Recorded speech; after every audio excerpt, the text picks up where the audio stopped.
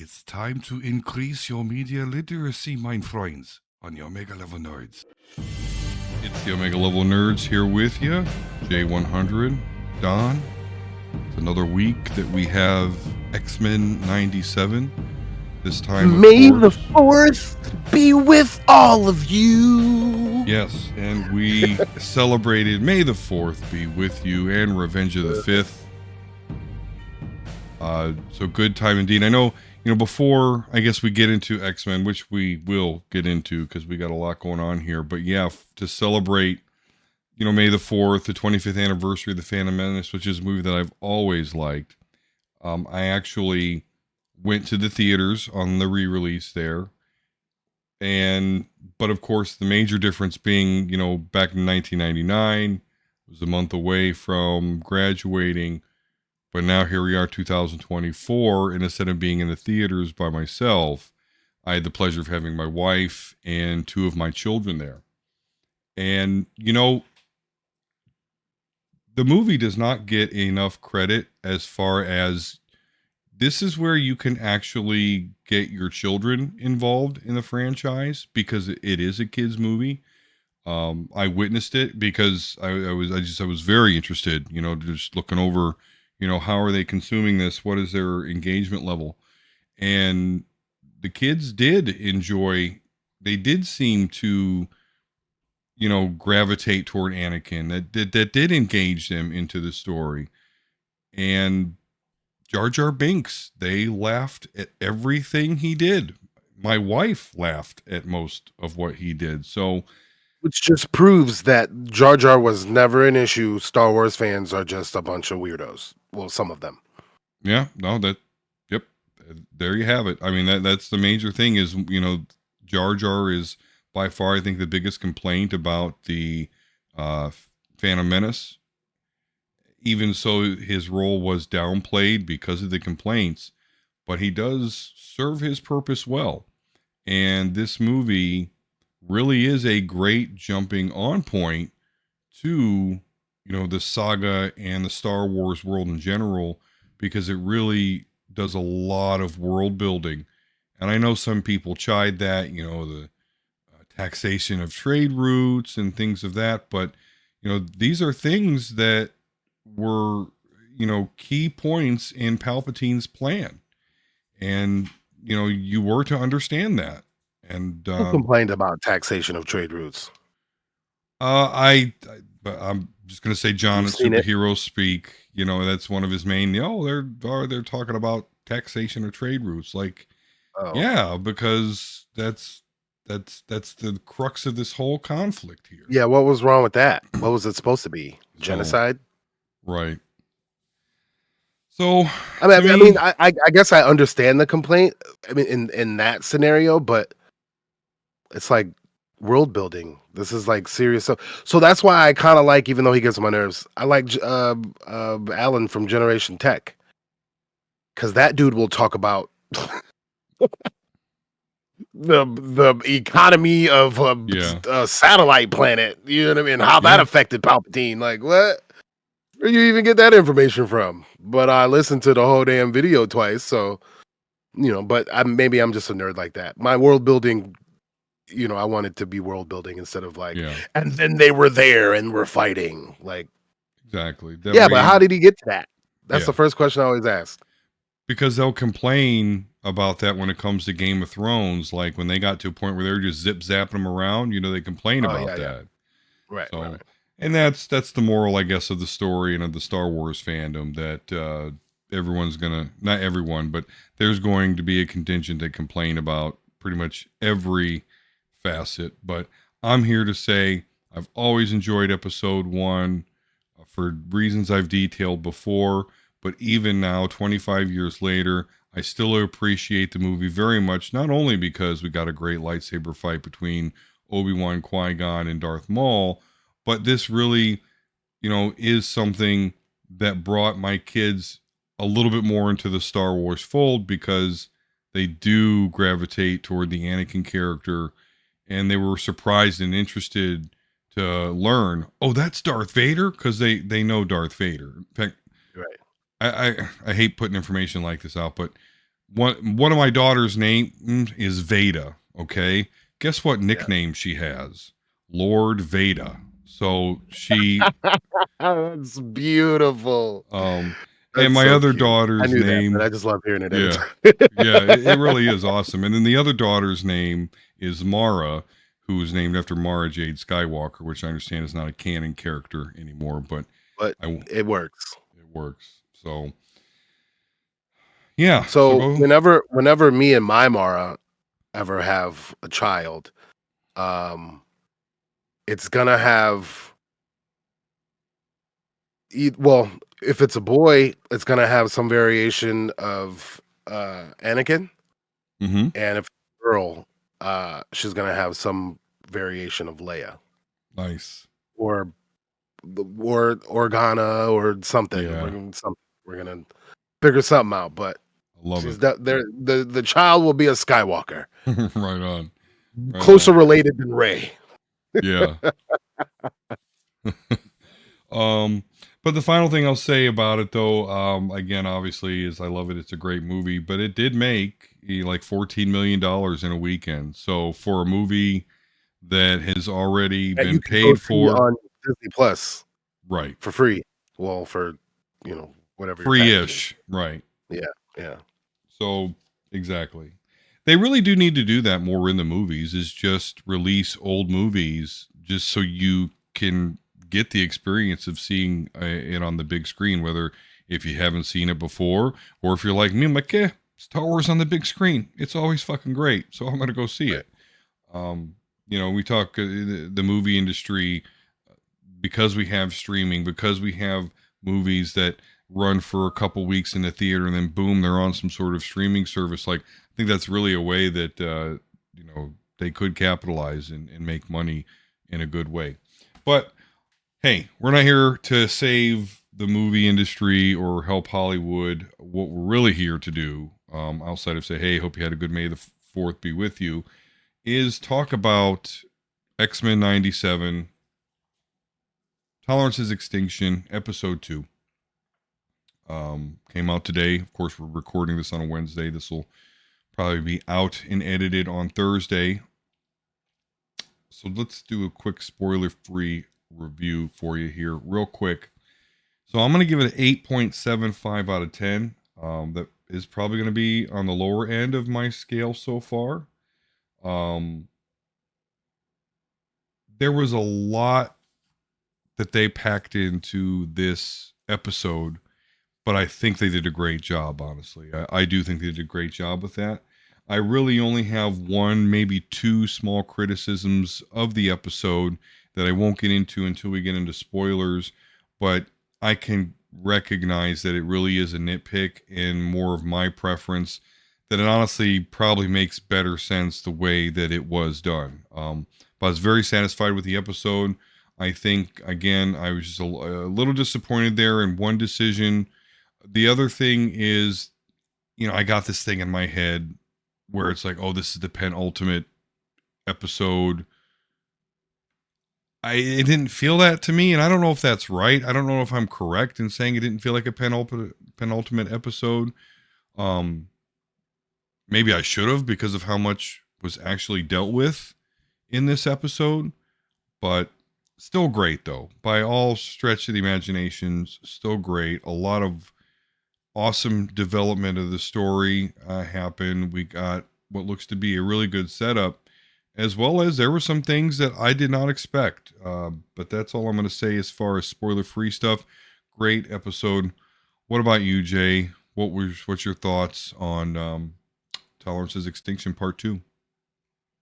Yeah, I mean, it was surprising at the end. Um, Overall, the episode just seemed to be setting up, the final battle, or I wouldn't even call it. I don't even think it's going to be a final battle, but Mm-hmm. setting up what is going to be the finale of this season at least. So it was one of those ones where you kind of had to pay attention to what was being said by who, and to me, that's the way I felt about it. Mm-hmm. And then it it is a X-Men 97 episode where they cram seemingly a half a season worth of content into one episode. So there's a lot of stuff that was going on. But yeah, it was kind of surprising. I'm excited for what's coming next. And especially considering that, I mean, I'm pretty sure it's going to stay kind of close to what we know for the most part. But the fact that from last episode, Bastion's origin story was different and changed, kind of makes me feel that that where this is going may change too. So it might even be surprising for the old heads. Right. Yeah, I think that we definitely could get a swerve here because, and now I'll move into spoilers. So, spoiler warning as I talk about key moments here. But, certainly as an old head, I recognize a couple of things about this episode. This is, this takes from the Fatal Attractions storyline, which actually was like the second to last X-Men story I read before I stopped reading comics when I was younger and had a big gap. Mostly because shit just went down. Colossus joined the Acolytes, which was Magneto's group. And I'm going to touch upon that later because that actually, we see that happen. But at the beginning of this episode, I thought they really did a great job of kind of showing you the state of things. There wasn't even a whole lot of dialogue. You see that Professor X, he wakes up in his broken house. I mean, he's supposed to be this rich guy, but he still chooses to sleep in the X mansion while it's still half destroyed in disrepair. So it's like, hey, what are you doing, man? You got money? Go get a Motel 6 at least. Come on. But no, he's just sitting there. You could have dipped into your rebuilding account. Come on, yeah, now. Yeah. Charles. Yeah, come on, Charles. Shut the fuck up, Charles. It's another funny thing. So yeah, a couple of things. So, and I got wrong, so I got to backtrack here. When Magneto did his big EMP thing, I had thought that basically all the Prime Sentinels, whoever was taken over by the nanobots or whatever, were born that way, as we find out. Oh, this way. They did not die. Yeah, they don't work anymore. Because you see Bastion kind of walking through. It's like a village of them or whatever. He's got his mom. He's crying over his dead Prime Sentinel mom.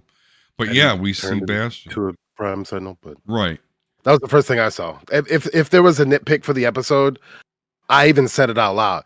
Bitch, why are you crying? You the one that did all this. What you crying for? And then I watched the rest of the episode. Yeah. But yeah, I thought Bastion would have been gone, but he's not. So Bastion's still here. I thought Magneto took care of him, but he did not. So yeah, we've got that. That's the situation there. And then you see Magneto. He's got the old suit on. He puts on the old helmet, and he raises up a big chunk of Earth, what have you. And yeah, so that kind of sets up. You see where Roberto and Jubilee are being chased by humans, and they have to be saved by Storm and Forge, which was a great scene. But you can obviously the fever pitch of the anti-mutant, Friends of Humanity and other bigoted groups like that. So yeah, I just thought it did a pretty good job of setting you up, where you were. So after it kind of sets that up, we learn because Storm and Forge come back to the mansion, which has got to be kind of traumatic for Storm because when she left, the situation was cool. Yeah, everything was cool. Hey, where's Magneto? The issue of the day was Storm ain't got no powers, and then 45 minutes later, yeah, she comes home. Oh, hey, Charles is here. The place is fucking wrecked. Hey, where'd that baby go? Like, geez, she's got to be confused. But nonetheless, she explains that she can feel the Earth's magnetic field dissipating. I don't quite understand the science behind this, but basically they say, okay, so when sundown comes, like civilization ends. Not quite sure. I mean, I get it. The magnetic field of Earth will be gone. I'm sure that's not a good thing, but Yeah, I don't nonetheless, really get it either. yeah, whether I understand it or not, it is. It is. That's the rules they set up. We got to stop Bastion and convince Magneto to turn the power back on within 12 hours, or civilization ends.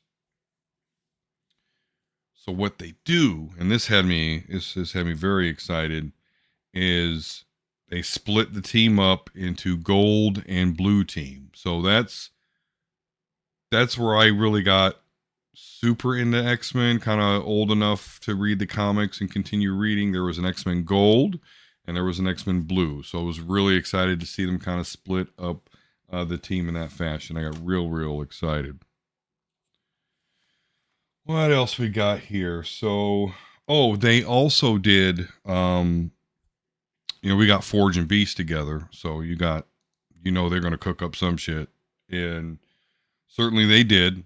Although Storm did object to one of their ideas because they were basically going to mutant collar Bastion. But, the goddess herself let them know that wasn't happening. But they do reveal that they can not reverse the Prime Sentinel, but at least restore them to a degree of humanity.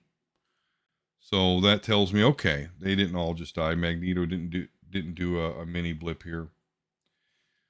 Cyclops and Professor X, of course, have their conversation. Where Cyclops is like, "Why didn't you choose me, Dad? Why didn't you choose me?" And I get Xavier's point here. He says, "Because I wanted you guys to what Madeline wanted. Basically, she wanted to leave and go have a family, and that turns out what Xavier wanted to do for Cyclops. He felt bad for him. Said, you've done all this work to bring about this new age, and you probably wouldn't even let yourself enjoy it. And I didn't want that for you.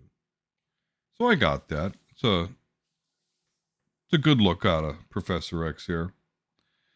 So yeah, they split up the team. Part of the team has to go into space to confront Magneto. And as they're deciding this, when these other people have to go deal with Bastion, Magneto just rolls up with fucking Asteroid M in the sky. I mean, it's creating Aurora Borealis and shit. It looks cool. Not to fight or anything, but he just, this is my way, and any of you that just want to come up in my asteroid and watch this world fucking burn, feel free to do so. Two of the X-Men take him up on that. And this is where I'm going to get into a nitpick here of my own. Okay. So I understand Sunspot because, yeah, as Sunspot says, my own fucking mom just sold me out. So, yeah, I'm coming with you. But Rogue. Now, they've set this up in this series, so I can't say that this wasn't set up or that I really can't understand it, particularly when this is parodying what happened to Colossus in the comics. See, Rogue in this show is taking the role of Colossus as far as being the one, the X-Men that joins Magneto, fueled by grief of the fact that she just lost somebody that she loved. Colossus in the comic books at this point just lost his sister to the techno-organic virus. So he was also grief-stricken, and that's what caused him to side with Magneto at this point. So Rogue is very parallel to him, and Bo DeMeo even confirmed on Twitter a couple of hours ago, he said that, hey, if any of you guessed that basically, I did a Rogue Colossus swap, you're correct. So, so yeah, Rogue goes over to Magneto's side, and I understand that. I mean, the fact that she did that, the fact that she's replacing Colossus's role, that's okay. But the way she was talking to the X-Men, to the X-Men that went up to see Magneto, and she talked about who's going to die next. Jean Grey, been there, done that. Like, I don't know. I think she went a bit too extreme really fast. But it's really a small complaint because, again, she did just witness what she witnessed. So, in the terms of this episode and this show, it makes sense. I would have rather seen Magneto have some Brotherhood of Evil Mutants. It would make sense to me that they flock to that sounds him. like season 2. I hope so. I definitely hope so, because the only other nitpick I have about this episode is not that it wasn't cool or nothing, but the whole X-Men versus X-Men thing. The whole, Wolverine, not Storm, because Storm and Forge they're trying to help the team that goes after Bastion. They're because he's launched all these Sentinels that he's somehow able to power through his what do you call it? Technopalethy or whatever, or technokinesis. Techno tech I forgot how he said it. I forgot how he said it too. Technopathy? Cables. Yeah, technopathy. So yeah, Bastion is actually I able to don't think that's power. right, but it's close. Yeah, I think you're right. No, this is what he said. He said that Bastion is a technopath, which is basically a being able to be telekinetic to machines. Yeah. So with that, even though there's no power on Earth, he's got an army of Sentinels. Yeah, exactly. He Bluetooth some power to the Sentinels. And yeah, so Forge and a Blackbird, I guess you could call it a Blackbird, store them up there. They're messing with them. Yeah, so very interesting, with Magneto, Rogue, and Sunspot versus, Jubilee, Wolverine. Sunspot hits Jubilee at some point. He's like, oh, sorry, and she blasts him a couple times. But again, I think it totally made sense within the context of the story, so I get it. I don't know, X-Men versus X-Men, I guess. I don't know how well that it will ever sit with me. Not that they don't have beef amongst each other. It's not going to last long, because at the beginning of you're about to get into it, but the end of the episode, basically, they only have a few hours left anyway, so exactly. It ain't gonna be X-Men versus X-Men very long. No, not very, and that's a good thing. But you're right. As far as when it comes to the conclusion of this whole thing, so Sinister makes his appearance, as the gold teamer on the ground, Jean Grey and Cable. So basically, it turns out that Mr. Sinister has been working with Bastion, like he said, because he got a never-ending supply of mutants, but he's really just been waiting to get Cable. He called it his gamble. He gambled on the fact that all that shit would happen to Cable, and then he would be able to control him again, because that's what happens. He's got the little Cable comes through. He's got the little diamond on his head, so obviously, Sinister. He's like Sinister. He's like the Palpatine, the Darth Sidious, of the X-Men world. Very much conniving and shit coming into place for him. So he Don't die. Yeah, exactly. Like, I can never get excited when someone lands a good hit on Sinister, because okay, so it's a clone. Sinister's not going to put himself in danger. Right. But nonetheless, yeah, he can control Cable, and so Cable starts to attack Jean. And what's great is, and we're kind of bleeding into boom boom pow here, I guess. I've got one other major key point to make, but yeah, she destroys his gun because he's got that big fucking gun. It's awesome too. Like, you see him shoot Sentinels with it, and they just leave big fucking holes in him. But Cable's got an awesome gun. I know people make fun of the fact that, like, yeah, Liefeld with his shoulder pads and his pouches and his guns, but That's a great gun to have. Pretty good gun to have if you're gonna Right. be rolling around. Um, Just but saying. nonetheless, Jean Grey takes care of it, and then yeah, Cable's like, yeah, so Madeline Pryor, world class telepath. Yeah, that shit don't skip a generation. And yeah, he starts using his telepathy power. So we got a telepathy battle. Almost looks like a Dragon Yeah, Ball so that beam threw me battle. off, man. I didn't know that Ah, Cable okay. was telekinetic. So I was like, wait, what? What is happening right now? But you cleared it up, so that Yep. works. In fact, the only Good to reason know he an just X-Men doesn't expert. exactly. Well, and the reason why he doesn't even just mob everybody is the techno organic virus. He has to concentrate a lot on keeping that at bay, or else there's a version of him called X-Man that doesn't have that, and yeah, he's basically god tier, mega level shit. Right. Um, but yeah, long story short, man, it looks as though Cable killed Jean Grey because she projected herself into Scott, and you could basically see it from his visor, and she like kind of lost the beam battle there, and looks like she went bye bye. Which again is kind of cruel because Rogue just mentioned that who's gonna die? Jean Grey. Oh boy, that was spot on. That's Here bad. she goes. um But so yeah, so we get that major revelation, that fight between Cable and Jean Grey. But the big thing, because again I mentioned this is taking from the Fatal Attractions event back in the '90s for the X-Men. In that comic book series, Magneto removes the adamantium from Wolverine, fucks him up big time.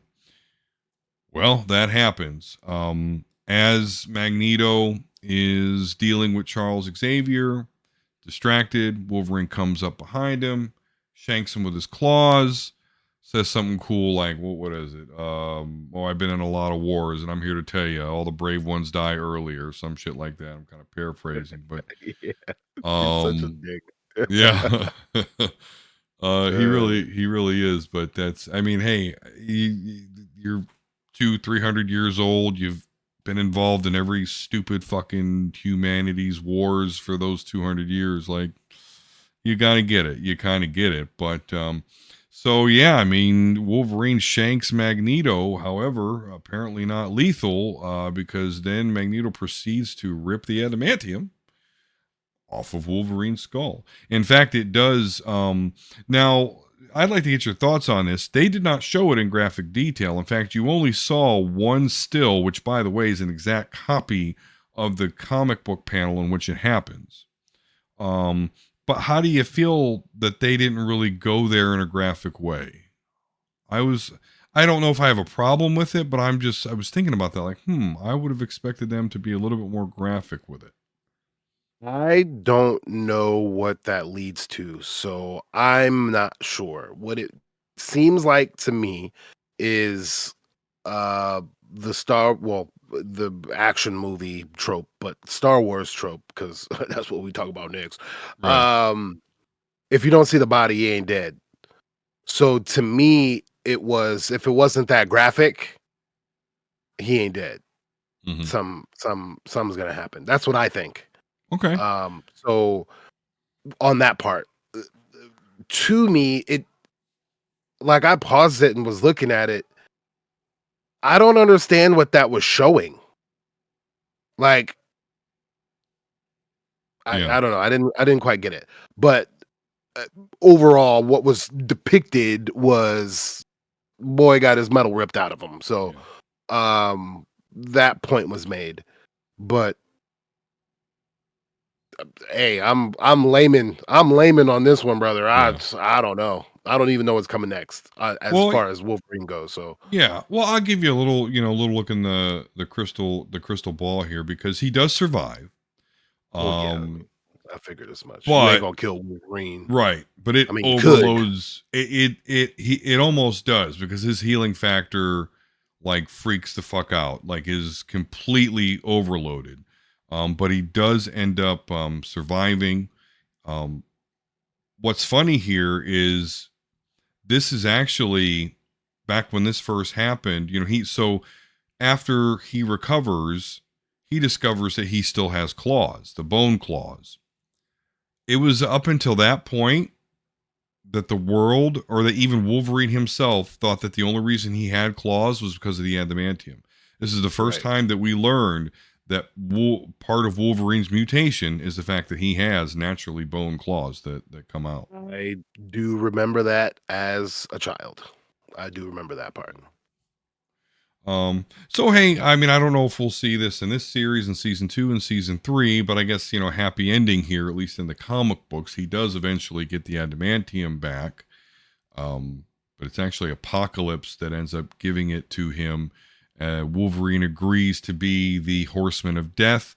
And the reason why he agreed to do that is because Wolverine was like, I've been mind manipulated by so many fucking guys. So I'm pretty sure if he restores my adamantium and he makes me this Horseman of Death, then I'll break out of it.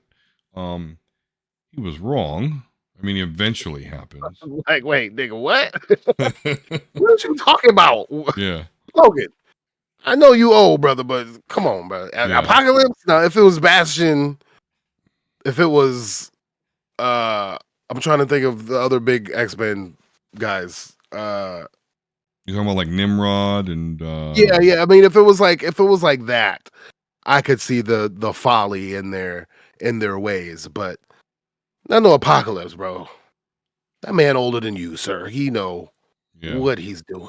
Yeah, he does. He's got all the alien technology and magic. But yeah, I mean that's pretty much where we end it. So speculation time. Just again, give you a little bit look here. So I believe, and I've seen this theorized online already, but I believe that we are going to see Onslaught, which is an amalgamation of Charles Xavier and Magneto. Super buff looking, spiky armor, all that shit. Avengers have to get involved. I mean, it was a Marvel Universe wide crossover event back in the day. And what strongly makes me have credence in that rumor is the fact that in this episode, Magneto even says the dream is dead, and that's like a famous Onslaught line. In fact, if you is it Marvel versus Street Fighter or X-Men versus Street Fighter, one of those, the end boss is Onslaught, and he says it in that game, like when you lose, you're like, the dream is dead.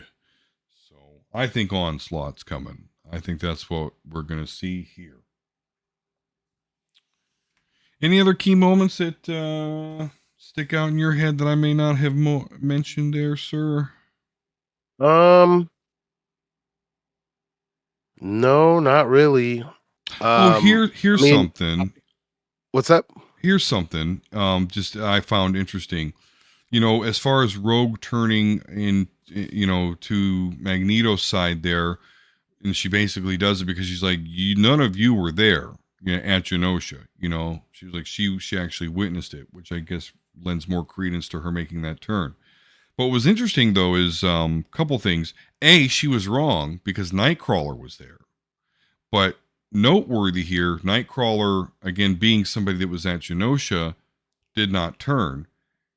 And it's funny because they're brother and sisters, so it's just, I don't know, it's like a contrast of their two personalities. Obviously, Rogue being affected enough to go with Magneto, but Nightcrawler is not. So I just thought that was interesting that Rogue was not the only person. Rogue and Magneto were not the only people there. Nightcrawler was also in Genosha, and yet, he's still remaining with, on Professor X ideology side. So, I mean, kind of on to that, I guess the thing that was key to me is I'm personally having a hard time being mad at Magneto for anything in the show so far. Mm-hmm. And the reason why I'm thinking of that is that, like, honestly, outside of maybe the 2 or 3, shown people who also still had ulterior motives, no human gives a fuck. So why are we so worried about these people? Now, Yeah. I understand why we're technically, I guess, supposed to be or whatever, but they've this whole I mean, realistically, when you think about it, this whole show, 90, the older one to now, I have not seen a redeemable human Right. Yeah. at all. To the point where, like, you let the FOH become as big as it is for what? So, I mean, I guess what the show is trying to put out there or address is like, humanity for humanity's sake. Yeah. But we're literally watching a 2-part, maybe even 3-part, but probably not because it's probably gonna be called something else. Uh, uh, mini arc called Tolerance is Extinction. Who's being intolerant though? Mm-hmm. Or I'm sorry, whose tolerance is making them extinct? Mm-hmm. The people who literally woke up one day and had, what we are considering calling powers, right? So it's kind of one of those things where, you know, if I was a human, I would not want the full-on genocide of mutants. I probably wouldn't be afraid of mutants as a whole. I mean, obviously we gotta put Well, away the bad egg. Every bad egg needs to be put away, no matter sure. what they have, who they are, what their genes are. But I like your Um, scenario. I love your scenario though, because let's imagine there are mutants. yeah, Let's imagine there's a mutant out there that can just be fire. Let's imagine there's a mutant out there that's Magneto. We're talking right, about things that can provide us with free energy. right. Like, if mutants existed, they would actually be able to make our lives easier by And a then lot. it's kind of one of those. It's kind of one of those Final Fantasy 16 things where it's like, why? So that's what I think it would end up turning into. What you added on, what would turn into? Because for whatever reason, I don't understand. Humans have to be this way, behave this way, but like it's really weird to me because like, okay, so we teach our kids share, but then they turn 8 and they're like, no, that's yours. And it's just like, bitch, you've been telling me to share my whole life. What are you talking about? The show, for instance, oh, tolerance, tolerance, tolerance, tolerance. These are the most intolerant people I've ever seen in any media ever. And I'm a history buff. I know Right. intolerance, real intolerance. You know what I'm saying? Yeah. Um, and in like the Final Fantasy 16, kind of aspect of it, you had these people who were able to manipulate the crystals, but we're gonna make them slaves. Yeah. Like I could use magic, bitch. How are you? So that's like my whole thing where like Yeah. sometimes you just can't be that. So to make it make perfect sense, right? Because I've been trying to find like a easy example. So this will be the easy example. I am a basketball fanatic. Not as big as I used to be, life and all kind of things, and I'm Mm-hmm. old and my bones is creaky and I can't get up and down the court like I used to. But basketball is my sport. It is been infuriating for my life that because of my height, I've been locked out of basketball. Like for myself personally, I know that there's Yeah. shorter people out there, whatever, whatever, whatever. But like my physical appearance and capabilities blocked me from the one of the things in the world that I love the most. And so, what am I going to be bitter? I mean, I kind of bitter. I hate Giannis Antetokounmpo and any person who was 17 years old and then make it to the league just because you're tall. I can't Yeah. stand them at all. But not to the point of creating an organization to make sure that they die. You know what I'm saying? Like, Yeah. it's not that far. It's just a little bit of jealousy that I'm 5'9" and this 7'4" dude over here dribbling under his legs and shooting threes and stuff. It kind of pisses me off. Um, So with that said, if given the opportunity to be in the NCAA or the NBA or hell, the way that the league is going now, I want to be a part of the WNBA. Shit. As a coach, as a trainer, as a advisor, as a executive, personnel, something like that, I would love it. But I just don't have that network and those things anymore. So like I said, so am I then just gonna be bitter because my genes stopped me from doing what I loved? I mean, if I was 6 foot, if I was 6'1", 6'2", I probably would have played college and most likely ended up a coach. But I could have been one of the greatest 6'2" players ever in the history of the game. You see what I'm saying? Yeah. So it's like one of those things where it's like you just got to use what you got. If I could be as big as LeBron James, where would I be? You know what I mean? Yep. And that's what I see as the X-Men human thing. Yeah. Where it's like, to be honest with you, I think that our human race right now is the most athletic generation of all time because we bred it that way. Yeah. Athletes getting with athletes, athletes having the wherewithal to be able to have their kids get into the game. You know what I'm saying? Like, like we're like the most athletic, version of the species. So, say for instance, we go back in time, 300 years ago.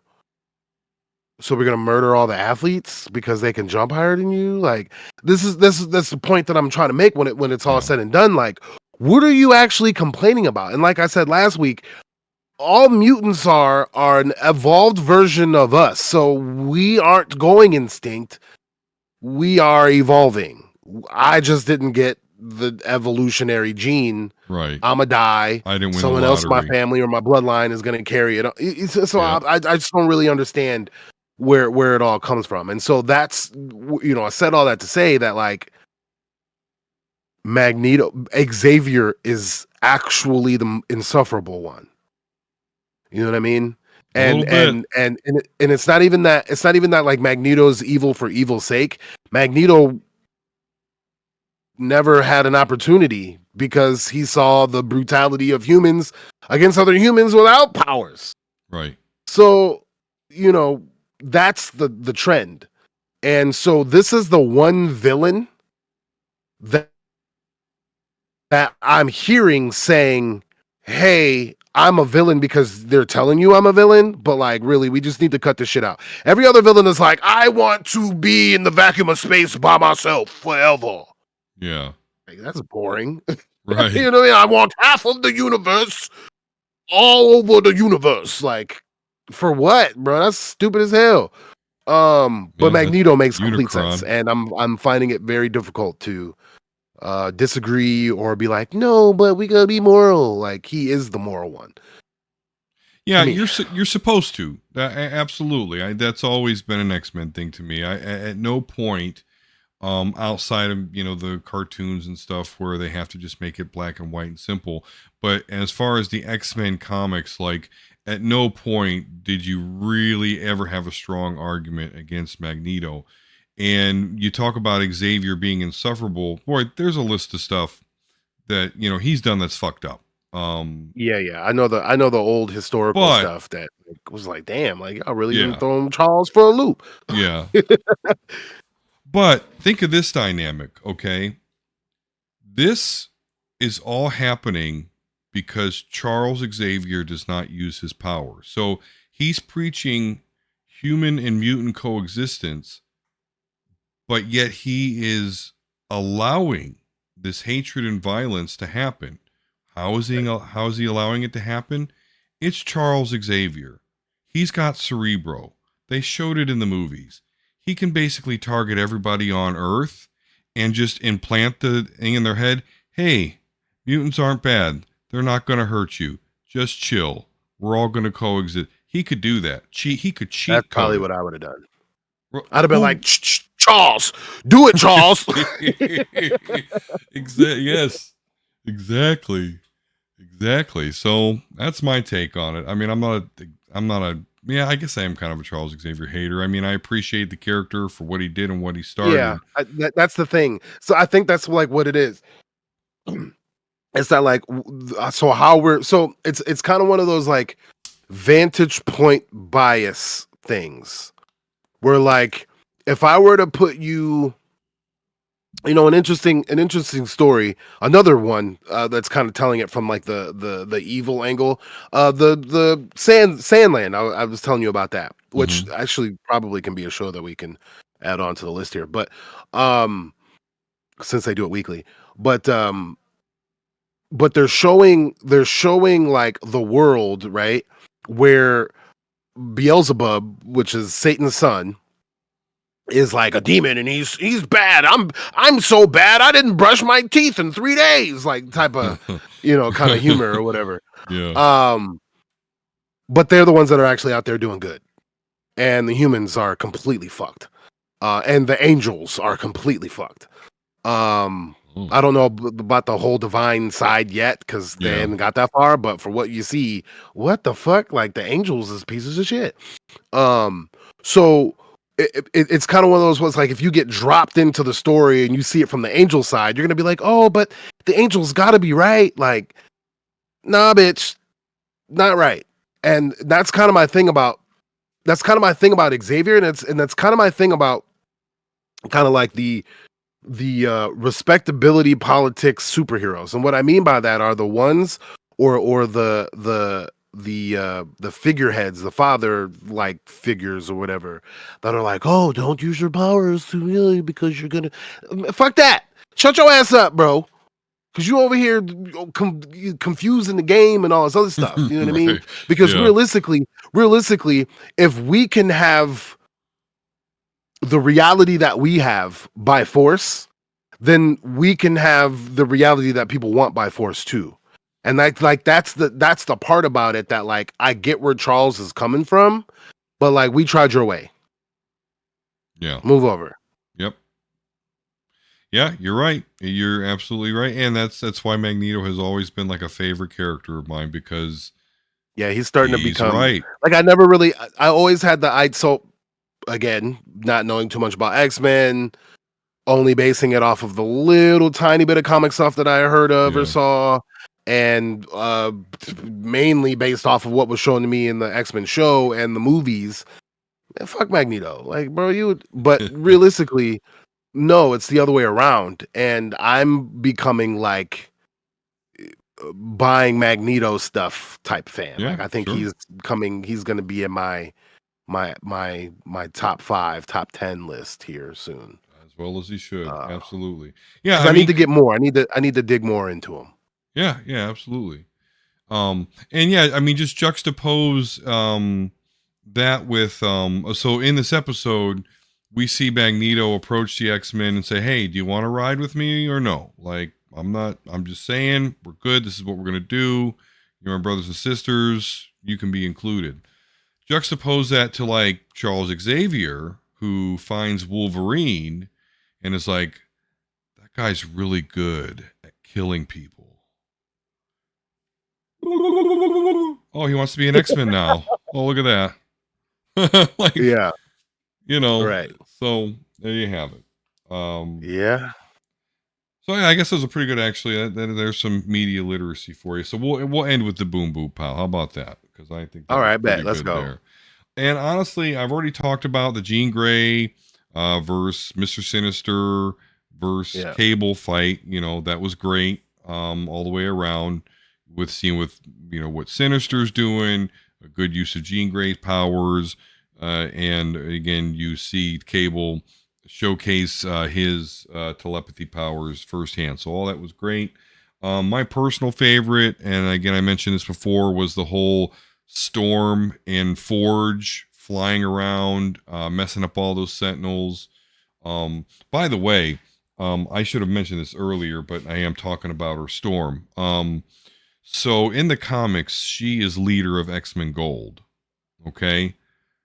I see in this episode, she's about to be the leader. Cyclops, I think, is going to be taking a step back.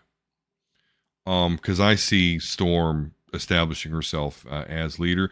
Don't get me wrong, Cyclops, is the one that initially came up with the plan here to deal with everything, but after that point, Storm is, she's sitting in the middle of the X-Jet, blah, blah, blah. Anyway, just a great display of Storm's leadership ability in this episode. We see where I think she's going to take over. But again, her scene with the lightning, with the storms and the Sentinels, wonderful. But to me, the biggest, and of course you have the X-Men versus the X-Men up in Asteroid M. That was pretty cool. But to me, I guess the best fight was when it was Beast and Morph and a couple other, I can't remember, they were fighting the Sentinels. Yeah. And Jean Grey. Jean Grey was there at the time. Jean and Cable. Jean and Cable, right, before they kind of split off. Dude, Morph is OP. Yep. Okay, I am not 100%. This is not the Morph I know. The Morph I know, yes, can turn into a Hulk, but not the Hulk, like not have all their powers. You know what I'm saying? Like mimic them a little bit, but so that makes me ask what. Well, I mean, I guess X-Men 97 is a little bit different, but like, what is his actual power? Just mimicry? Yeah, I mean, I've seen him turn into like big, strong, and play that role, but it's always of limited power. Like eventually, he gets beaten down where he's like, okay, I can't, it's almost a bluff a little bit. It almost works off of like his confidence, really, almost, right? But in this show, he doesn't even have to be around him. Yeah.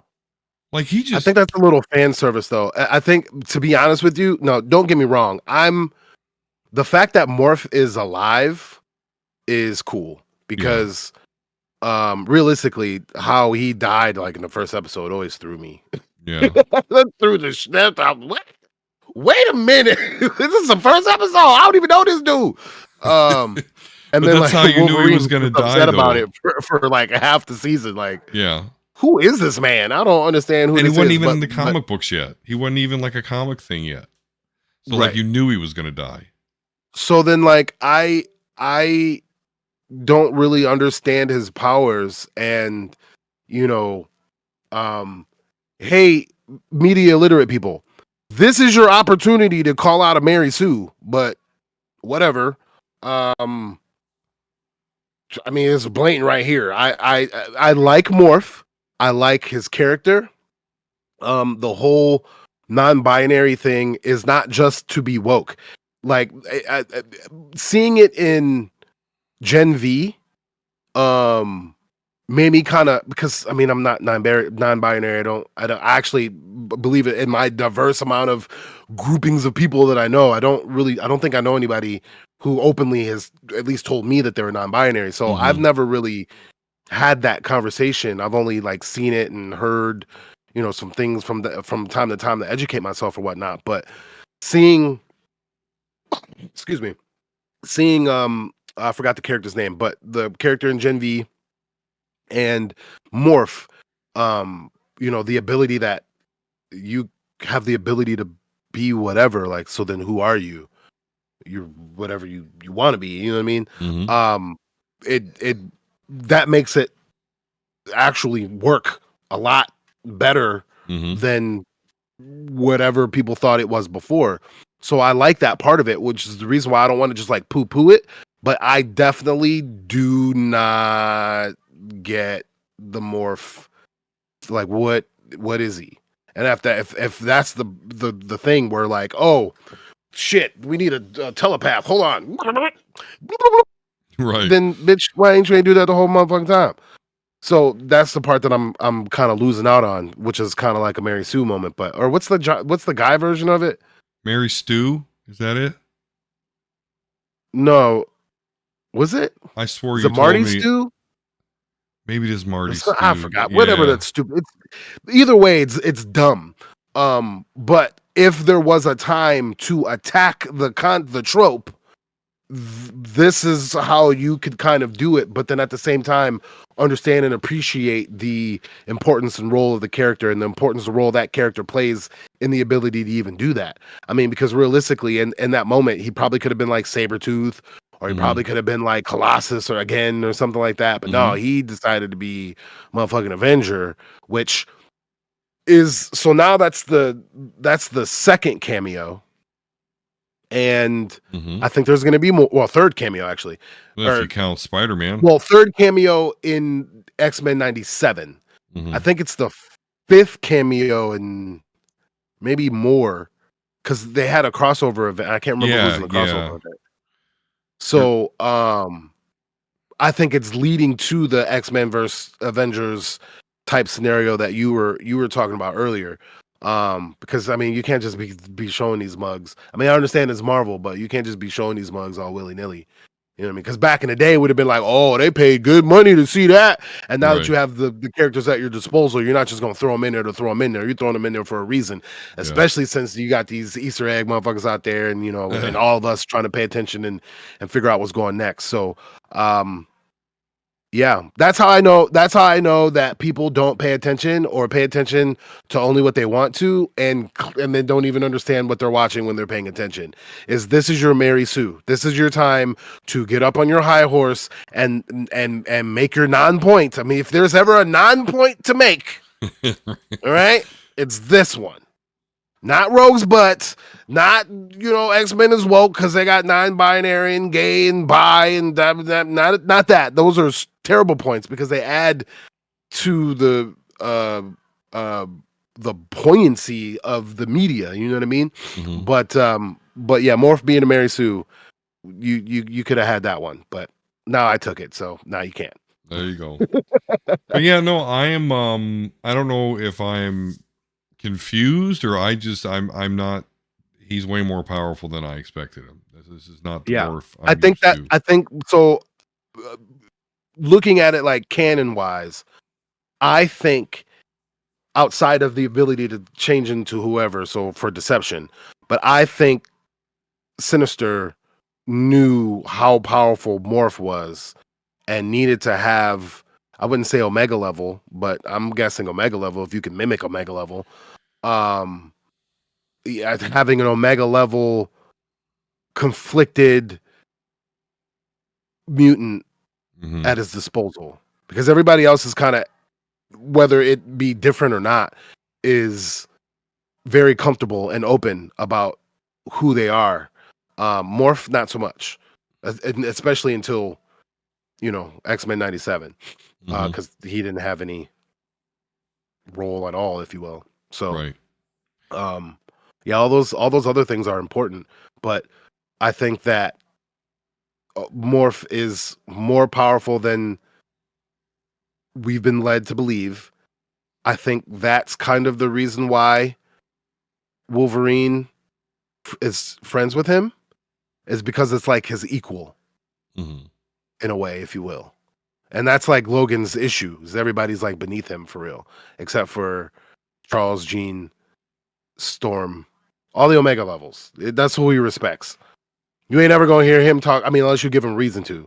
He ain't gonna get you on, some cunty ass dickhead one liner. Yeah. Not to know Storm. Storm going black woman side eye that motherfucker. Shoo, no, I wouldn't do that to Storm now. So, I think that may be like a hidden later on season 3, 4 Yeah. type thing where it's like, oh, Morph, we have a Morph arc. We come and find out that this dude is nuts. That's the only thing that's gonna make this part make sense. Because this is Morph, to be honest with you, is the worst part of this season. And I'm only saying it's the worst because I don't understand it. Yeah. I don't get it. And Doesn't it make no does sense. still show Sinister like haunting him in the Yeah. intro. So I Right. think you're Because I absolutely keep looking at correct. that. Like that Mm-hmm. that happens too many times for it to not be Yeah. something. Yep. All right. Well, so great, boom, boom, pow. But again, that particular scene where Morph turns into a Hulk, the Hulk is again. I can no longer ignore this. This dude is a fucking monster. Like my first inclination was when he did turn into Colossus, like when he was getting hit, you could hear like chink, chink, chink. I'm like, wait, is he? But anyway, turn into the fucking Right. Juggernaut. Like now the Hulk. Like Jesus Christ. But yeah. Um. Oh, and outside of that, I'll just mention I laughed my ass off when Beast had that like Sentinel hand, and he said, "What's the sound of one hand clapping?" And he smacks the Sentinel. Oh yeah. In the- Beast, listen, uh, maybe it's because me and Beast got the same kind of, you know, how do you think that's funny? But I think he funny when he be yeah, doing his little jokes like that. But yeah, he's like too smart, funny, intelligent, funny. You gotta get it, or you're not gonna get it. And sometimes I don't get it, but I fuck with him though. right, exactly. All right, well so yeah, that's where we end that one. Uh, let us know what you thought of the episode. Did you know? What did you think of the Boom Boom Pow? What did you think of the X-Men versus X-Men action? What do you think is going to happen next? Will we get Onslaught? We'll see. We will Do see. you think Morph is a Mary Sue? Yes, please. Down in the comments. Is Morph a Mary Sue? And I think that's probably going to be like the thumbnail I make, actually. Yeah, that's what I'm going That's a to good do. one. I like it. Um, Yeah. We're becoming marketers.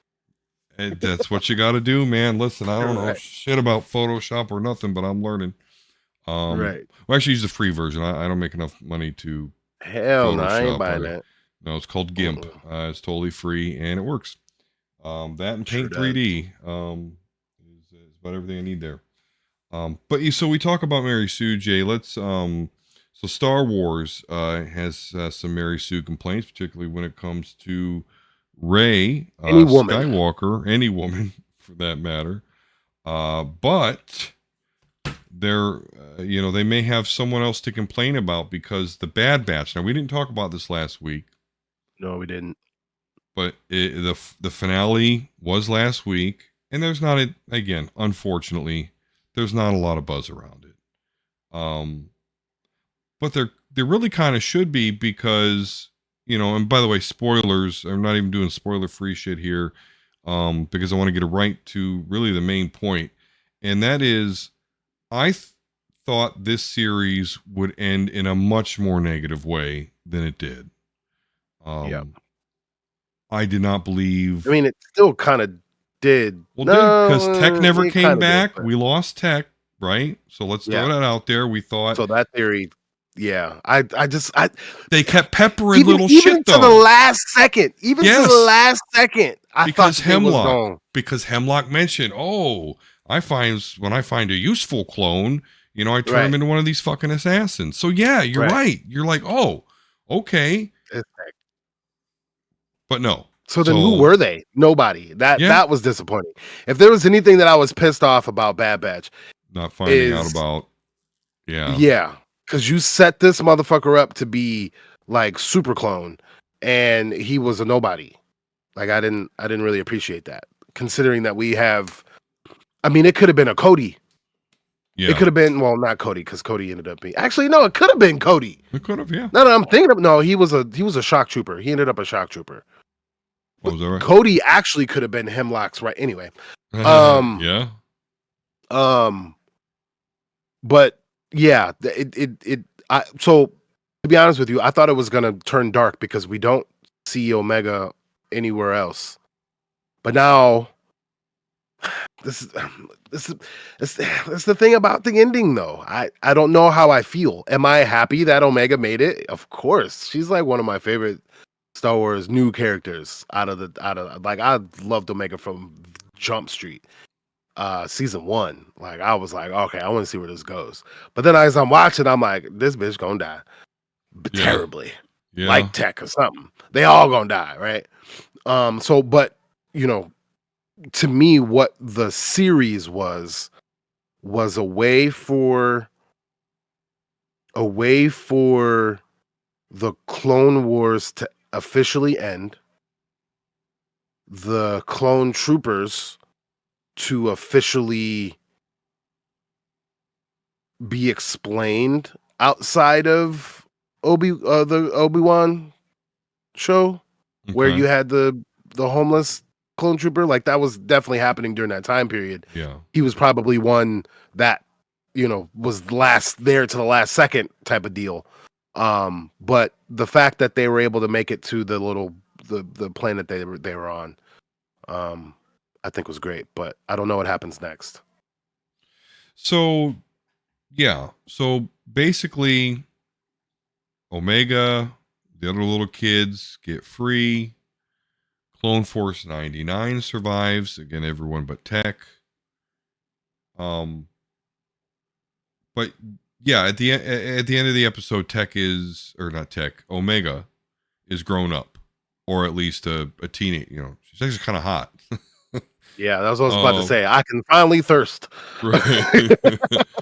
um, but yeah, so she says, "Hey, the rebellion needs pilots. I'm gonna go and do that." And that's basically where it ends. I mean, Hunter and Batcha, they're chilling in this place that I thought was Tantus, but no, it's just another place with a hill that they live under. Um, I don't remember what Wrecker and Crosshair did, but anyway, nonetheless, they're all alive. They're chilling, and seemingly Omega goes off to join the rebellion. That's all the context we have.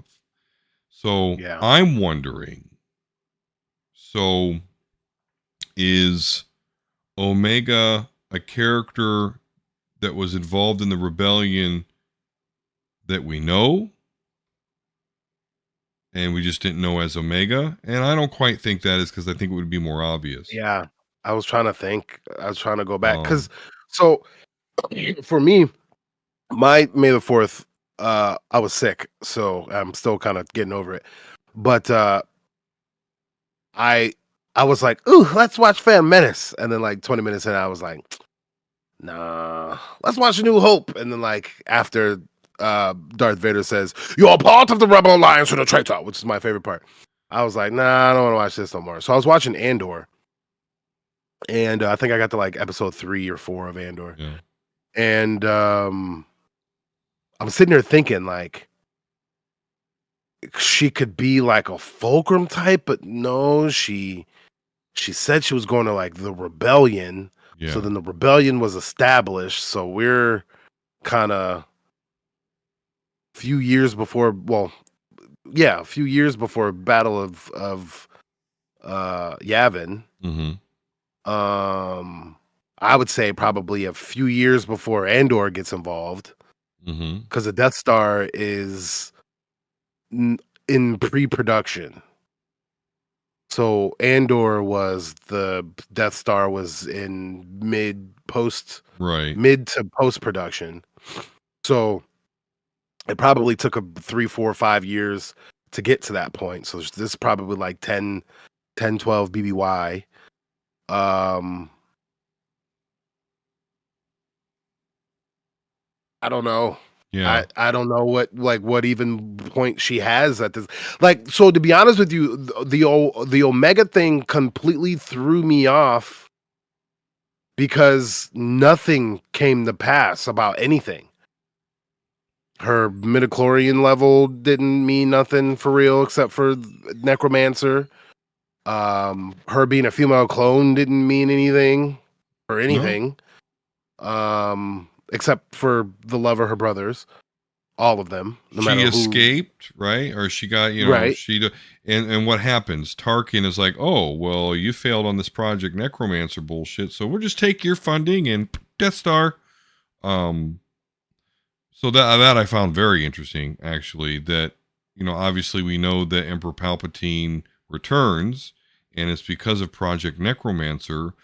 But in this episode, we see all the data for Project Necromancer is destroyed, along with what's her name, Namaste or whatever, the Yeah. last um, Kaminoan. Kaminoan, right? That kind of Omega grew up with. So, That but that actually probably was the most satisfying part of the episode because it was full circle. That was yeah, like a full circle type of thing. Um, because realistically, I think it was the governor, right? He went out like a bitch. Right. And Nala, she had to do what she had to do. She was doing what she had to do for Omega's sake, and because she looked at Omega like a daughter. So like out of the Kaminoans, or I mean, 99% of them didn't really have a choice and were blown up by the battle that happened and Rampart destroying the planet. Yeah. So, Nala being the last survivor, and the whole line when she was like, "Oh," because she talks really slow. Yeah. So when she was like, "This technology will and always be Camino," and I was like, I fuck with that. I don't know why, but I fuck with that because y'all don't deserve none of this. All This needs to be a yeah. dead technology that the Kaminoans should only have. And then on top of that, the Kaminoans were approached by Palpatine was a slick motherfucker. But yeah. So to be honest, I'm happy Omega survived and plays a role. What? I don't know. We'll probably find out in 5 years. So do you I'm think then, happy. that's what I wanted to ask though, do you think that we will get reintroduced to that character in another show? And if so, will it be like sequel trilogy era? Like, what do you think? When do you think we're going to catch back up with? Do you think she will get captured? Because obviously we know some form of Project Necromancer happened. So that lends me to believe that she may not be completely safe. Well, the only issue that I have with that is then what's the point of Grogu? Right on. Yeah. If she got captured. So she either had to die heroically, like she was there on whatever the planet She was was where with the they had the Death Star Bothans. plans. Yeah. Or I don't know. I don't know how they would shoehorn that in. So I think that I just think they didn't want to kill the kid. And that was one of the things that they probably should have had happen. It probably should have been one of those, me and Nala gotta do this thing, because if we don't, Rampart's gonna get away and try to redeem himself, and we can't let that happen. And I know, Batcher, and I know Hunter, and I know Crosshair. Like, you came to get me, but me and the Camino need to finish this thing out. If not, then what happens to these kids? That was what I was expecting, and I could have lived with that. That would have made sense, because where the fuck she been this whole time? Right. But now that they kind of left it open, and that she joins the rebellion, now I can see the YouTube channels having their Kathleen Kennedy's getting fired because of this. Right. You know what I mean? Yep. Yeah. So, side note, I didn't mean to get sidetracked, because this popped up in my head, and I've been meaning to ask you. Yeah. How do you think? Do you think it's just pure algorithm support? How does a channel? How do not even a channel? How do multiple channels that have millions of subscribers, who've been wrong for, I think I started paying attention to Star Wars YouTube like 6-7 years ago.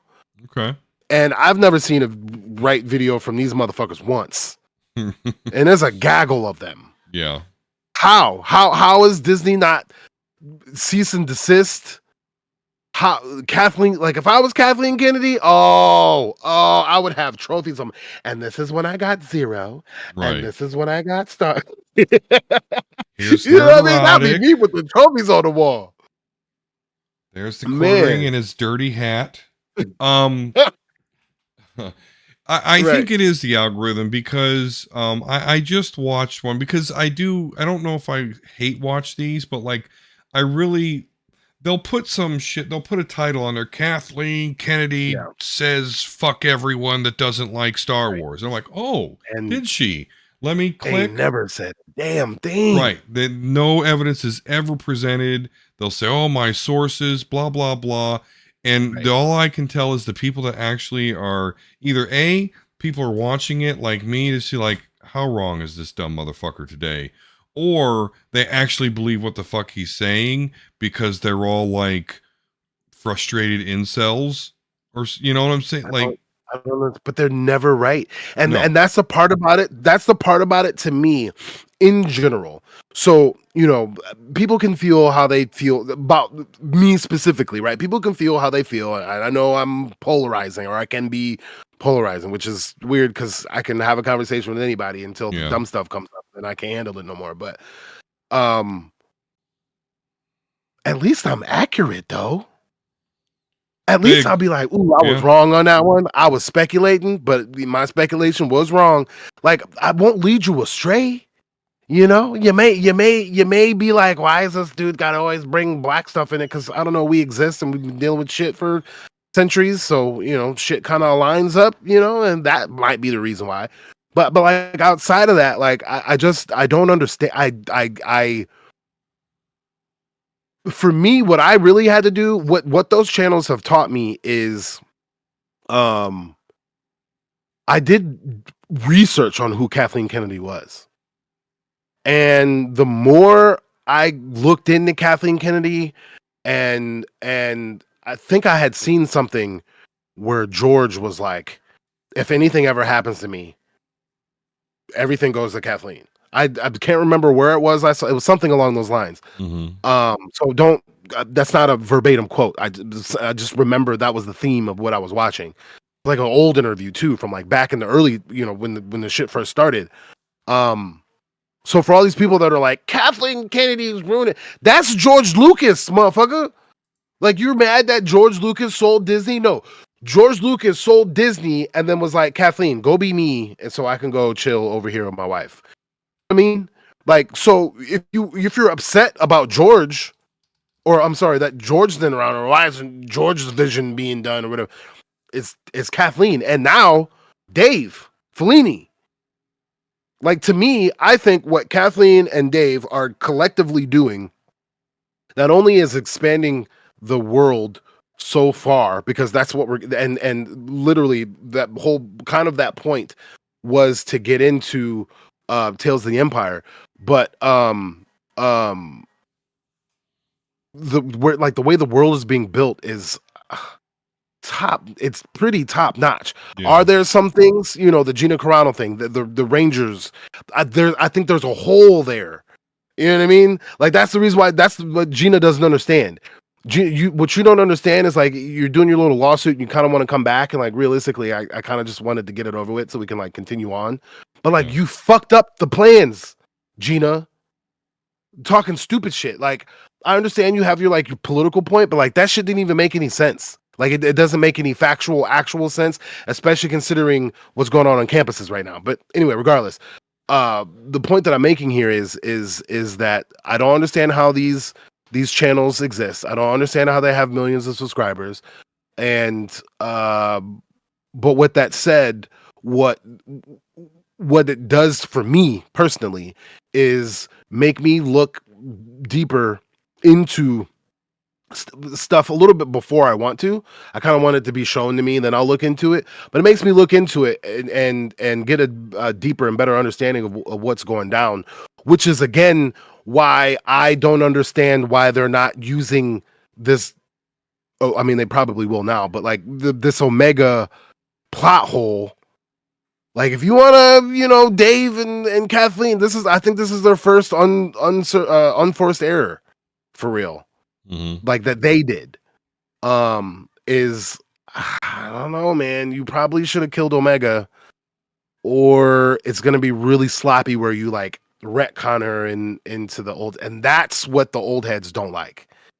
I will give the old heads who will complain about everything.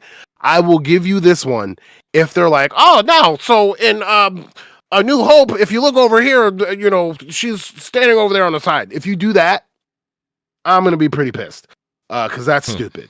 yeah. But That's lame. Midichlorians and like all that kind of world building type stuff, like I can fuck with that because that kind of like you kind of need that for like the world building of the whole universe. But Omega, being, hamstrung into a scene from 50 years ago, I wouldn't like that too much. So I'm on eggshells about what they're going to do with that. But at least I don't run one of those shitty channels. Well, I mean, I guess I would like to get paid off of lying, but I don't like to lie. So I guess I would like to get paid off of telling the truth. So fuck Right. those channels. Yep. I mean, those channels, they definitely take advantage of the hate rhythm. So, we're not at the end of the show yet, but I just want to take this time, and I should always say it in the beginning of the show, but I forget it. Please like and subscribe Right. and comment, It's help. uncanny how effective that is. Like, bitch, Yeah. you don't know this shit already? We've had YouTube for like 20 years, motherfucker. You don't know you're supposed to click that? Right. God damn. Yeah, I really don't like to I guess I'm not begging, but I really don't want to be that guy. But I really would like to get to at least, Yeah, the I point, agree. certain point here, guys. So, and we're I coming to you I with the definitely true want us to shit. grow. I definitely want us to grow so we can have robust conversations Right. outside of just. I mean, we have pretty good. Don't get me wrong. I love having nerdy conversations with you, brother. Anytime, any day. But more But people would obviously, be, with an expanded, community, that would be dope. But if I'm gonna be, George Washington can't tell a lie, I want to argue with you weirdos. That's what I want. That's why I want to grow big. I want the head on a platter. yeah. Oh, here's the head today, sir. I got one for you. It was 0. Yeah, I'm with you there, man. Because I've been calling people out and asking simple questions, and people don't even answer them. No, So they can't. if we can get something going here, I don't want your Patreon money. We're not going to have a Patreon. I don't want your super chats. I mean, I don't know if we do a live stream at some point.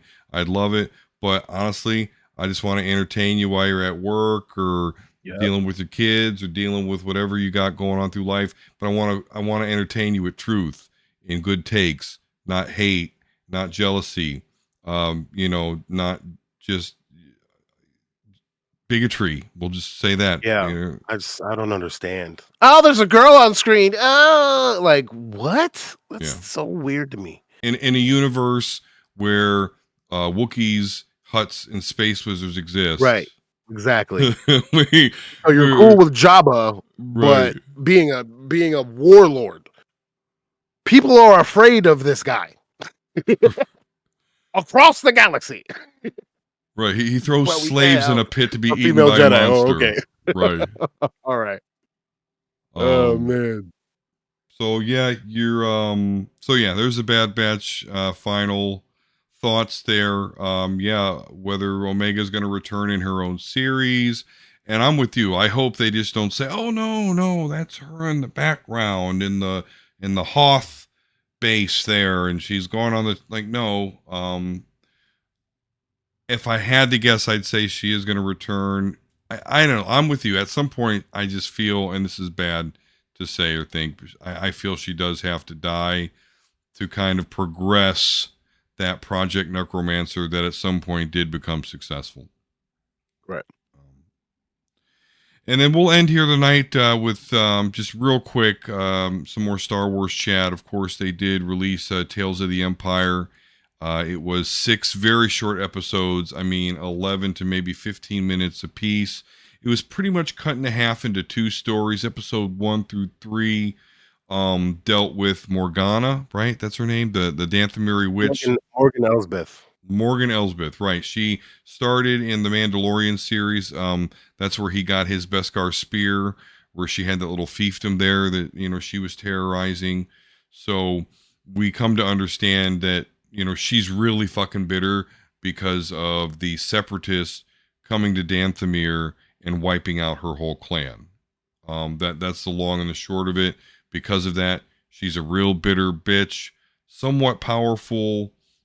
She makes the mistake of pitching an idea to the Empire about, oh, well, we can make this stuff here. She's trying to get jobs and they don't go into why she is somehow in control of this village. I mean, and it's not really a big deal, I guess. But then she's just trying to pitch basically the Empire to come and create stuff there using the resources of the planet.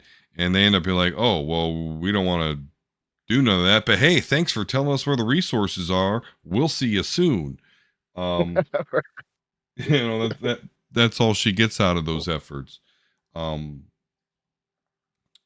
but yeah, and it's funny because it's like the separatists, they killed, all the people you love. They killed your whole culture basically, and yet now you're working with the empire. Obviously she doesn't know that the leader of the empire was basically, the puppet master here that made all that happen. But nonetheless, her and the empire do work together.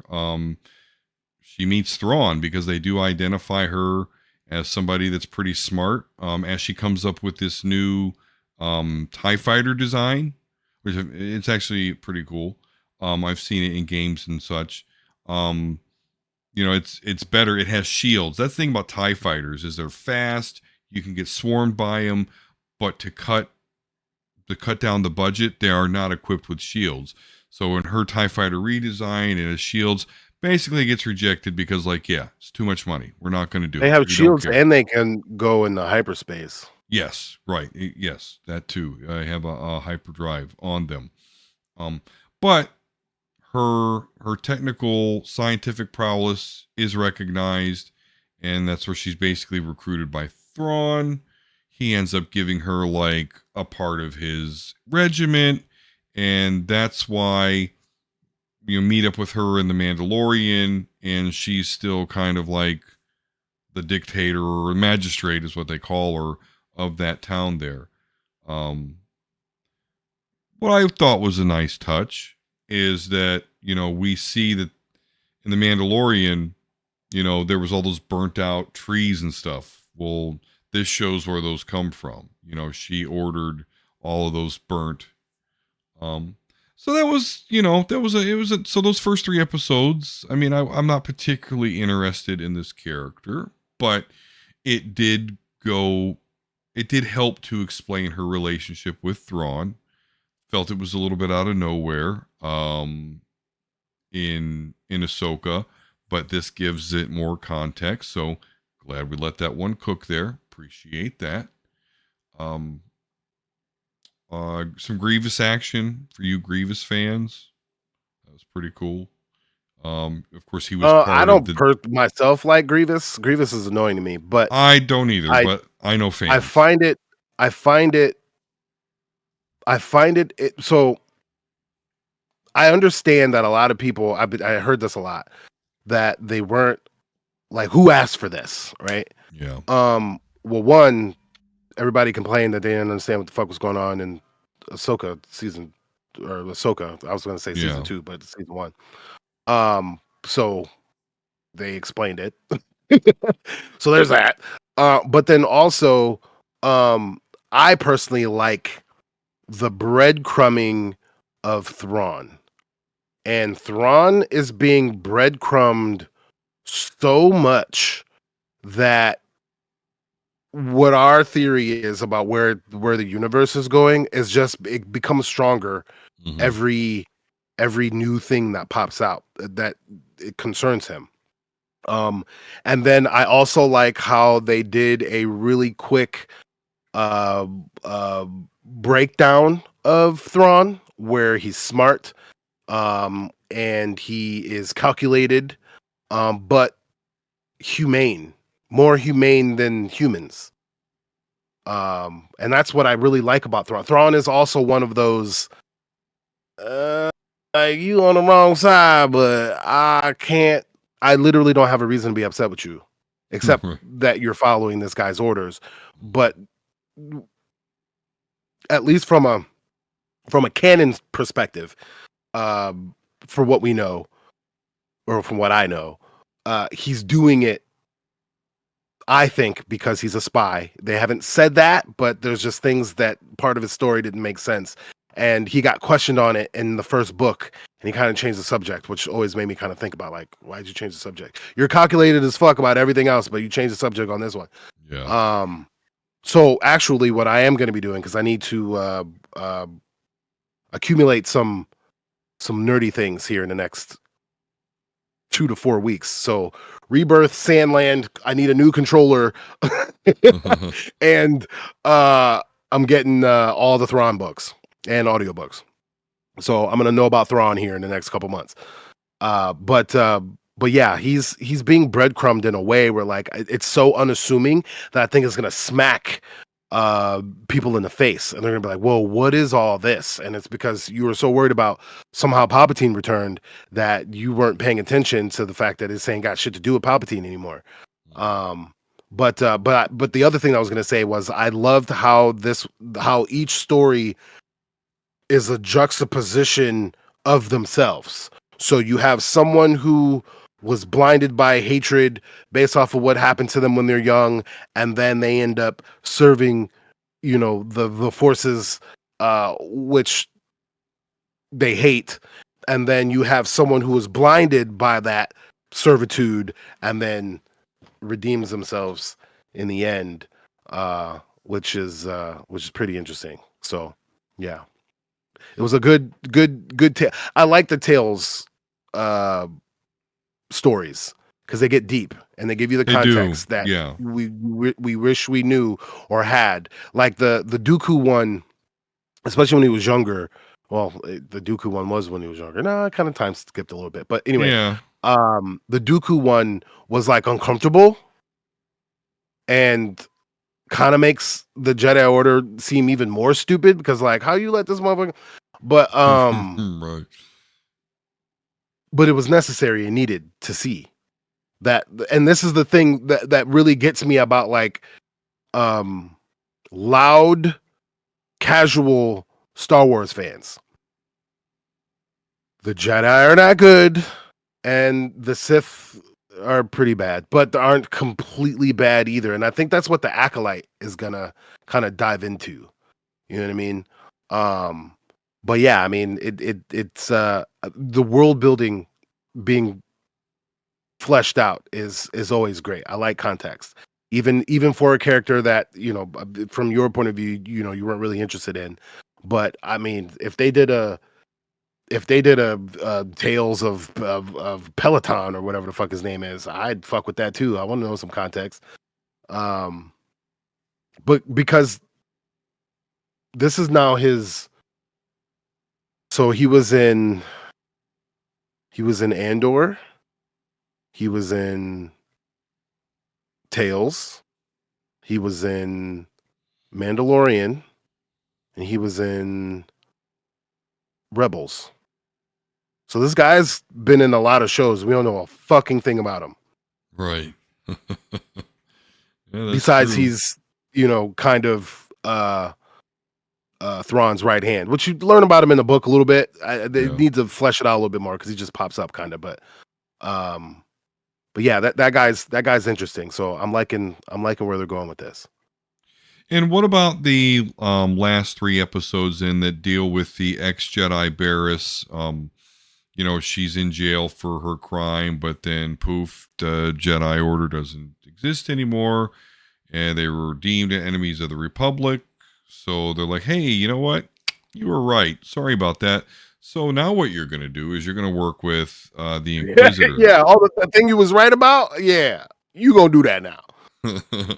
um, and yeah, you were talking about redemption. So, yeah, at first she's kind of, okay, I'm an Inquisitor, but she's still trying to kind of deal with things in a Jedi way. And the other Inquisitors ain't on that shit. So she eventually kind of turns against them. She makes for an escape, but eventually they do catch up with her again. And ultimately, it does cost Barriss her life. So again, not a character I was particularly interested, but it was No, fuck interested. that. I've been wanting to know what happened to Barris Yeah, because I you know a took my lot of girl people. Ahsoka out, and I'm not gonna forget that shit, bro. Man, when I saw them episodes, boy, I was like, so wait a minute. Yeah, so what do you think Wait then? What do you a think? Because minute now. Basically, the catalyst for all of this is this girl being right, but being so right that she's wrong, but then being right. Oh no, we gonna have to. No, she was gonna have to take a lightsaber to the chest on that one. I don't care. Yeah. I don't care. But jokes aside, um, I like stories like that. I mean, I always kind of liked them as a kid because it was just like, oh, the good guy turns, back around or whatever. But as an adult, um, it's one of those things where I would even say for myself personally, uh, I have this in certain sectors of my life, believe it or not, right? I have this negative image that people keep putting on me that like if anyone is close to me, spends any time, like you're not going to get any of the vibes that you've ever heard. So it's kind of one of those things where I feel like I hold not necessarily resentment, but like I have like rambunctious rambunctious anxiety about that I carry with me. You know what I mean? And it kind of comes up in a way where for me introspectively, I don't act on these things, but Yeah. introspectively, in my nerdy media, I've been doing this thing where like I want to understand where these villains are coming from because I have every reason to be one. I have every reason to be the piece of shit. I have every reason to fall into the image that, to me, some pretty important people have of me or had of me or believed of me or whatever. And, makes me and looking at the world and seeing how people who actually live this way are successful and all this other stuff kind of makes me think like, what does that look like? And it always ends up being some bullshit that I'm just like, oh no. But it's always good to kind of see that in your media. What would drive someone to turn this way? And Mm-hmm. if they did turn this way, what would bring them back? How would that look? What lesson would they learn? Because that's kind of I want to see that from Morgan, to be honest with you. Because um it's one of those things where she woke up to some bullshit and based off of the facts around her on the ground, she made the best decision for her, right? Yeah. So if there's a war between separatists and, a republic, and that republic turns into an empire, and y'all motherfuckers was the separatists, well, I'm gonna go on this side. That logically makes sense. Her wanting of revenge and that revenge being something that is being used in the empire to give her that prestige and that uh, uh, position and power. um you know it seems like backwards, but then at the same time, this is me, thinking future wise, Mm-hmm. me kind of thinking about what Thrawn is, what could happen in the future. I think that in and of itself is its redemption arc because I don't think Thrawn is a big bad. He's gonna probably be the most important good guy here in the next 10, 15 years or however long it takes for them to do what they need to do. But that's how Morgan can, redeem herself by accidentally being on the actual right side, accidentally by some accident shit. Because Yeah. Thrawn is accidentally on the Empire side too. I mean, probably would have joined them regardless because the rebels and the New Republic is weak, inefficient bunch of bitches. But um, uh, it's just gonna end up falling, into place that way where Yeah. you know, a lot of people don't get that, so it's kind of cathartic, to kind of see it in your media like that, where people just accidentally, where Barris accidentally falls into figuring out the biggest secret in the galaxy, and then still trying to hold on to those tenets and those rules, even though she's now, an inquisitor and all that kind of stuff Mm-hmm. like that. I just think they never told her what was happening, and if they did, she probably would have killed them all. But uh, But Right on. it probably would have helped them make her more of a better Inquisitor if they would have told her. Yeah. When you go back and you actually watch that, they never told her anything. Yeah. She was like, "What's going on?" They're like, "Oh, the Jedi don't exist anymore. So here, Yeah. fight your homeboy." Here's your Oh, spinny okay, lightsaber. Yeah. right. Here's your little spinny. So yeah, I mean, it's because I had so much.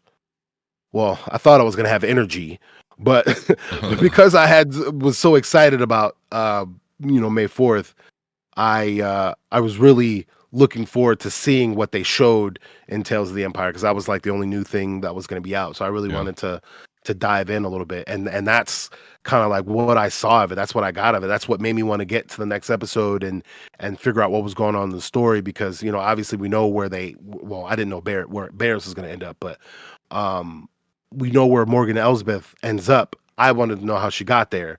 And then we kind of knew how Barris ended up, but I wanted to know not ended up, but where she went. But I wanted to know Mm. what ended up with her. And realistically, jokes aside, because of Ahsoka, her death was surprising. I figured that maybe she would just stay alive and stay hidden, but that means that the Jin lady is out there Hmm. still. And so she might be something that's important or can be something important. I mean, she probably would had a master or was a master and had a Right. Padawan and there's a whole, I wouldn't say side story or side show that you could do, but there's a whole, another tales or something that you can add as an Easter egg later. Oh, you remember her from Tales? Like, oh, she's doing this now over here, whatever. So I don't know. I think it was pretty good, especially for what it was and how short it was. Yep. Yeah, and I like it. I mean, because you really don't have to uh, put too much time to it, go to the theaters or nothing like that. That's just great. It's right there on the streaming app for you to digest at your leisure. Give the universe a little bit more flavor, a little bit more context. In this case, again, not somebody that I cared about too much, but Jay is certainly not the only person that I've come across online that was like, hey, I really want to find out, what's going on with Barris here. And now we What know. they didn't do with Morgan was explain where she got the Beskar spear. You're right. They didn't. That's You're right. kind of the only thing that I wanted to actually know. Yeah. But drop the ball on that one, Dave. But you know, I'm sure we'll figure it out in Ahsoka season 2 Yep. Absolutely. because she wait, she's stuck on the planet, right? Oh no, she's dead. Yeah. Yeah. Yeah. Yeah. No. No. Yeah. She's dead. Ahsoka is stuck. Is stuck on the planet. Yeah. Okay. But yeah, Yeah, that's right. All right, that makes sense. Never mind. because she got that cool So they kind of sword dropped the and ball on that one. I wanted to know where she got the spear yeah.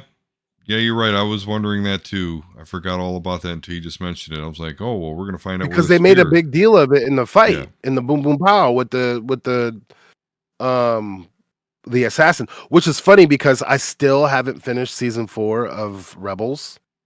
And literally like 15 minutes into no, not even 10, 15 minutes. It was early in episode. Like the second episode. So the second episode that I saw, second or third episode that I saw had that assassin, like the Uh-huh. first time they showed him. Oh, So I was like, nice. "Oh, okay. I see what they were trying to call back." Because the second part of Mandalorian season 3 and Ahsoka was Rebels Yeah. uh callbacks. Yes. And I Big time. didn't quite pick that up. And then literally I was like, "Who's this guy?" They made a big deal, like the way they showed his face and revealed him. It Yeah. seemed like it was supposed to be like, "Oh," but I didn't get it. And then I turned on Rebels not too long after that, and There it you was like, got it. "Oh, there he is. Okay, that makes sense." Yeah. Yeah. I like cool shit like that. Absolutely. Okay. Well, that's what we got for you tonight. I say next episode we should actually have a guest. At some point here in May, we'll have J.D. Oliva, who is a writer. He's currently got a Kickstarter going on for his newest title, um, Nice. called Gaijin, which is basically about Japanese wrestling with a horror element So that should be interesting. But I definitely would like to get him on because let's face it, next week's going to be the finale. So I really want to do like a roundtable discussion. Obviously, me, myself, J100, and JD Oliva, because I know JD is a huge fan. Talk about somebody that was suffering from superhero fatigue, but here comes the cure, a great superhero story, and look at that, he's cured. He's right back in the game. So, you know, and he's a big X-Men reader too. He claims that I know more, but I don't know. JD is a comic book head, Marvel, DC, all that. So he's always a great guest and a good friend. So hopefully next show you will see him. Because yeah, it's going to be X-Men '97 all day. Because the next Star Wars thing, I mean, it's coming soon, and apparently it's going to be Oh, June, controversial. right? It's I want to say it's like June 6th or yeah, that's what it is. It's like early June. It's like June 6th, June 8th. So we got a month before the Acolyte comes. So again, we'll talk about X-Men. We'll find some other stuff to talk about. I know you mentioned getting Rebirth. I need to get back on that. So definitely lots of stuff to talk about here in the future. So again, like and subscribe, hit the notifications to make sure you know when that or any other video comes up on the channel. Let us know what you thought of the X-Men '97 episode 9, Tolerance's Extinction, or were you one of the people that watched the Bad Batch? How'd you like the finale? What do you think is going to be Omega's future? And then obviously, what did you think of the Star Wars Tales of the Empire? Very, very interested and would help us out a lot, for which I thank you so very much. All right, that's it for us here. We will see you next time on the Omega Level Nerds.